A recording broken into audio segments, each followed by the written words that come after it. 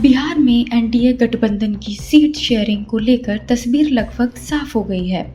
मुख्यमंत्री नीतीश कुमार ने दिल्ली दौरे के बाद विधानसभा चुनाव में सभी 243 सीटों को लेकर गठबंधन दलों के बीच अंतिम सहमति बन गई है।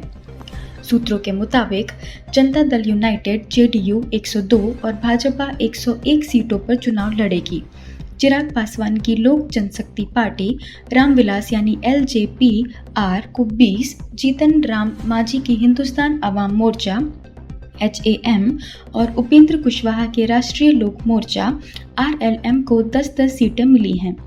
फिलहाल सीटों के बंटवारे को लेकर आधिकारिक घोषणा नहीं की गई है।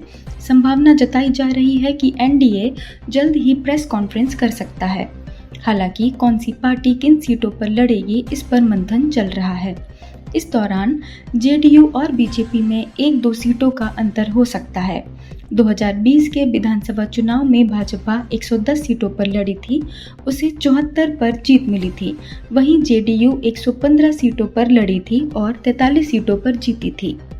सूत्रों के मुताबिक इस बार जेडीयू 102 और भाजपा 101 पर लड़ेगी। एनडीए में नीतीश बड़े भाई की भूमिका में। लोकसभा चुनाव में बीजेपी ने 17, जेडीयू ने 16, एलजेपी ने 5 और जीतन राम मांझी की हम और उपेंद्र कुशवाहा की राष्ट्रीय लोक मोर्चा ने 1-1 सीट पर चुनाव लड़ा था।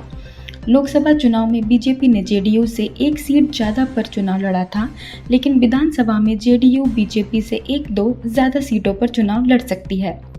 2020 के चुनाव से तुलना करें तो इस बार बीजेपी की 9 सीटें घट रही हैं, वहीं जेडीयू को 115 सीटों पर लड़ी थी। इस बार 13 सीटों पर कॉम्प्रोमाइज करना पड़ेगा।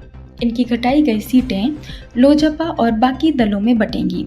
पिछले चुनाव में एनडीए में 4 पार्टियां ही थी। इसमें जेडीयू और बीजेपी ने अपने कोटे से हमको 7 और बीआईपी को 11 सीटें दी थी। इस बार गठबंधन में 5 पार्टियां हैं। अभी तक जो फॉर्मूला सामने आया है उसमें जेडीयू बीजेपी के अलावा 3 पार्टियों के खाते में 40 सीटें जाने की खबर है। 2020 में 135 सीटों पर लड़ी लोजपा चिराग इस बार एनडीए का हिस्सा।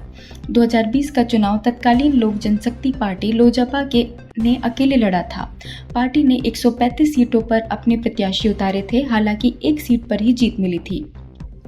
लोजपा ने खास तौर से जनता दल यूनाइटेड जेडीयू के खिलाफ अपने उम्मीदवार खड़े किए थे, जबकि भारतीय जनता पार्टी भाजपा के खिलाफ प्रत्यक्ष रूप से नहीं लड़ा।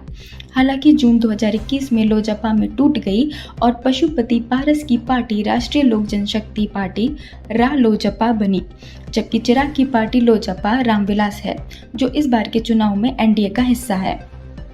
पशुपति की पार्टी में महागठबंधन के साथ मिलकर चुनाव लड़ने की चर्चा है, हालांकि अभी घोषणा बाकी है। बिहार में 2025 विधानसभा चुनाव से पहले विशेष गहन परीक्षण स्पेशल इंटेंसिव रिवीजन SIR हो रहा है। मतदाता सूची के वेरिफिकेशन को लेकर विवाद है। विपक्ष में इसमें गड़बड़ी और इसके जरिए वोट चोरी का आरोप लगाया है।